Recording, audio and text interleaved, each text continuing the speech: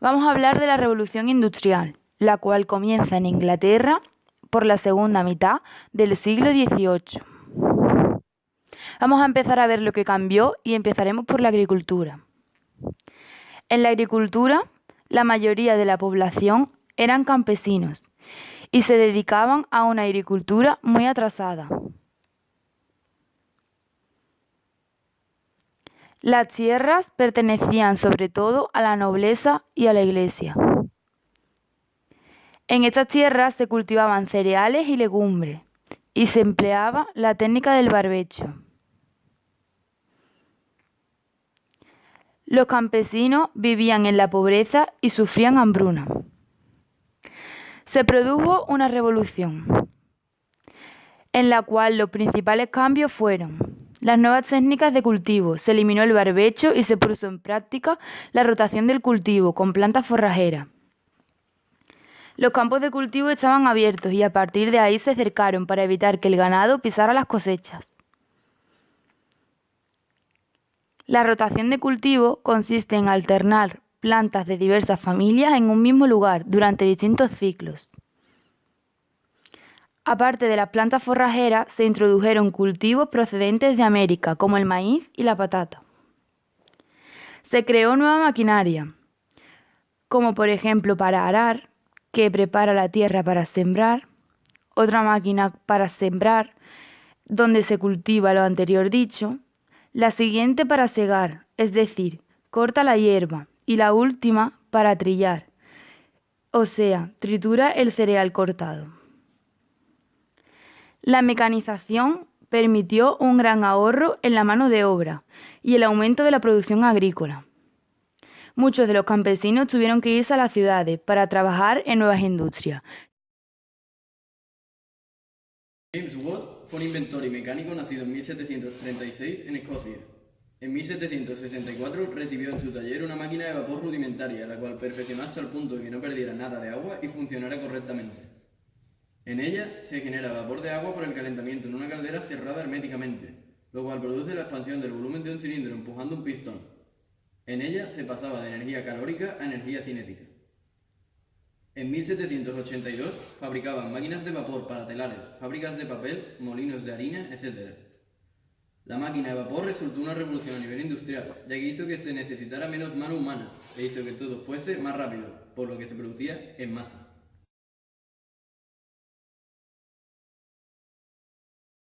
La industria textil fue la primera industria en desarrollarse.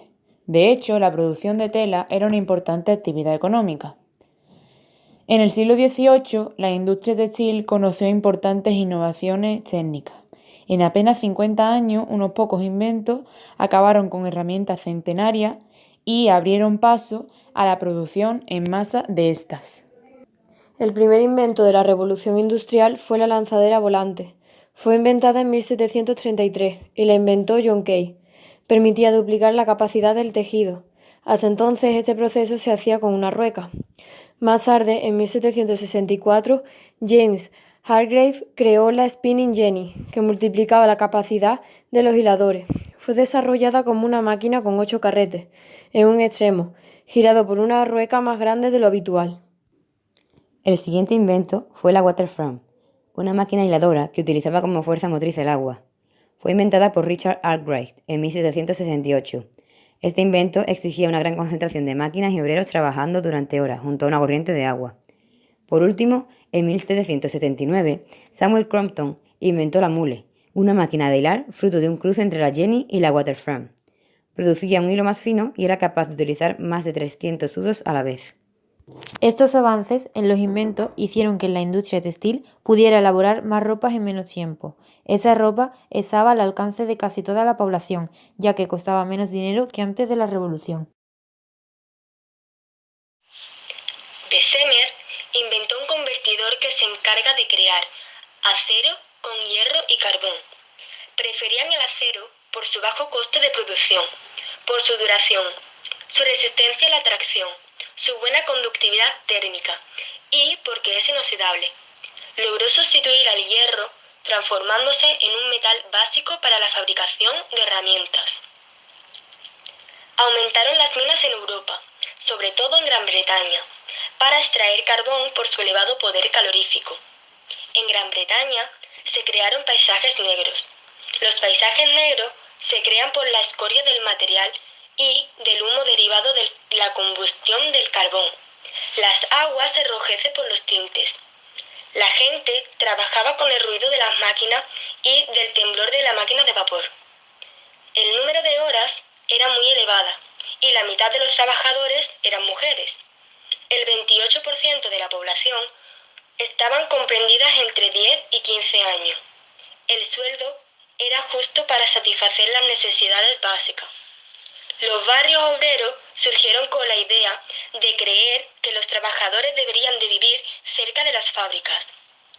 La falta de atención de estos barrios hizo que la basura y los desperdicios los contaminaran por completo.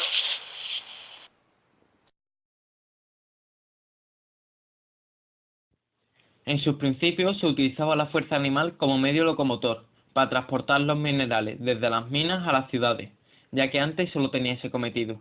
No fue hasta 1814 el auge del ferrocarril, cuando George Stephenson utilizó la máquina de vapor como medio locomotor, creada 40 años antes, y la cual podía transportar 240 toneladas a 7 km/h.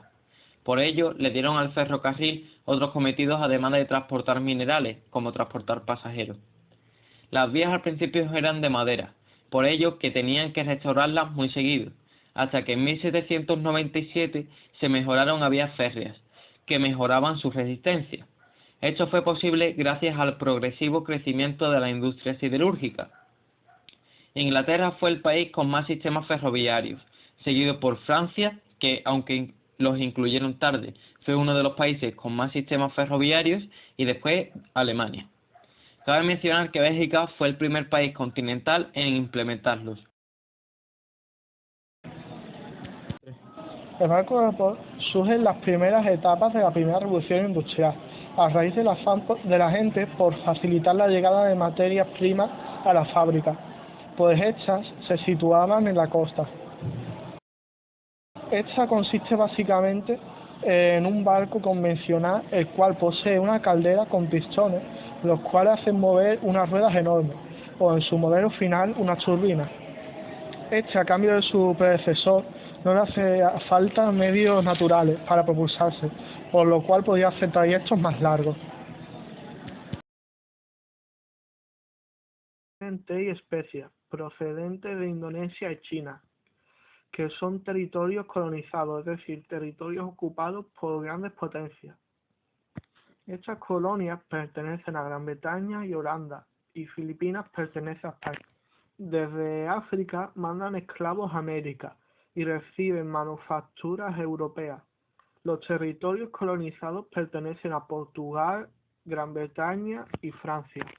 Desde América envían materias primas como plata y oro a Europa, recibiendo de esta manufactura, y de África esclavos. El barco de vapor fue importante para llevar mercancías y personas en menos tiempo, lo que estimuló el comercio y el turismo. España pasó de tener 11,5 millones de habitantes en 1797 a 18,6 millones en 1900.